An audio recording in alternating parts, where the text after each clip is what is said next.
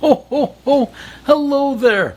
Well, we have a new book for you today. Well, it's not a new book. It looks new, but actually it was first printed in 1950. So it's been around for a while, and it's an easy read. So once you've heard Santa read it once or twice, you can try your best and read it too. It's called Santa's Toy Shop. And now it's part of the Walt Disney connection, but it was with another company all those many years ago, part of the Golden Books. And it starts off, way up north in the land of ice and snow stands a cozy little house, and beside the front door hangs a neat little sign, S. Claus, says the sign, because that who lives there, Santa Claus.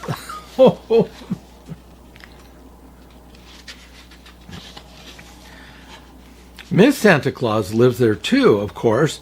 She keeps house for Santa Claus and for all the elves who work in Santa's toy shop. And what a busy place that toy shop is. You can see Mrs. Claus with some cookies making, and this is in the doll department.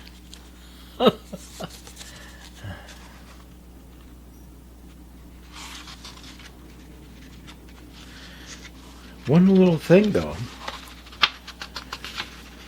It's hard for Santa's big fingers to turn the pages.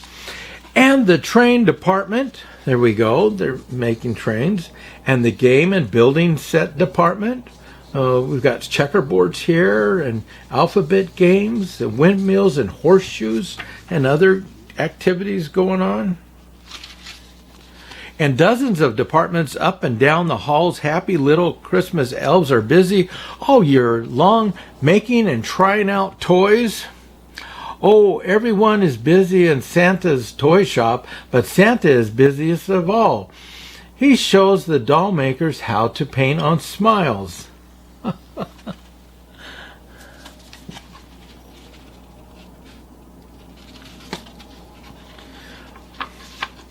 I'll take a day off soon, says Santa Claus, and play, but letters keep coming from boys and girls wanting talking dolls and cowboy boots, rocking horses, and fireman suits.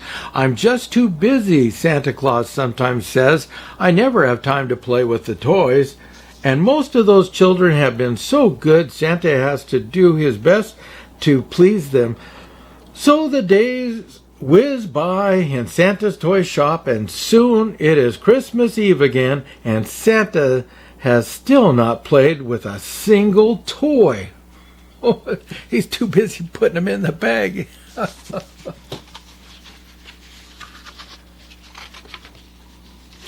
Oh, jumping jack, said Santa Claus last Christmas Eve as Miss Claus buttoned up his warm red coat. Now I have to give all these toys away, and I never get to try any out. And he almost scowled, but Mrs. Claus whispered something into Santa's ear, and he left the house chuckling to himself.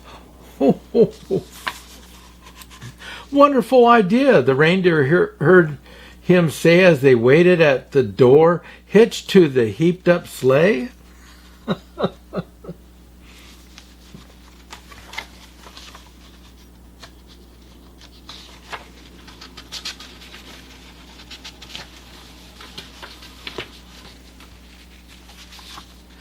Then, all night long around the world they flew, and Santa dropped down chimneys with his load of toys, or slipped in doors or windows where the chimney was too small.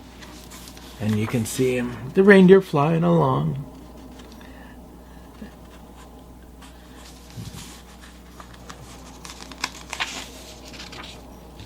The load grew lighter in the sleigh as they went, and at last Santa Claus was slipping down the chimney into the very last house on his list.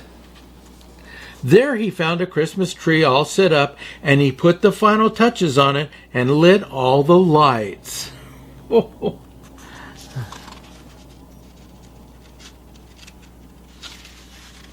He found a plate of cookies and a glass of milk with a note that said, "For dear Santa." So he sat himself down and had a bite of lunch.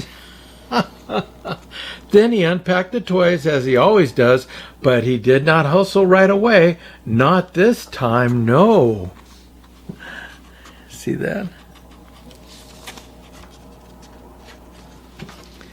Oh, come on, pages.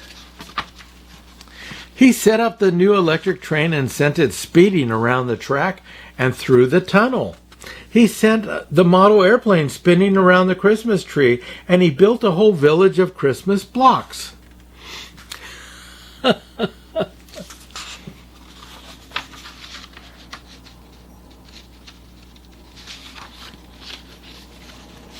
When Santa had tried every Christmas toy, back home he flew in his magical sleigh to Miss Santa Claus. Mrs. Santa Claus.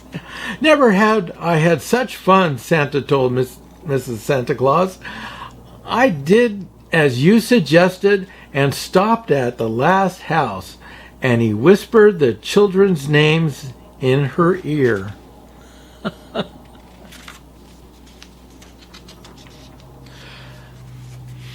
Do you think he might pick your house to stop at this year? And that's the end. That's a fun little one you might like to have for your Christmas book collection. Okay, well that's it for now. Bye-bye. Merry Christmas. Ho, ho, ho.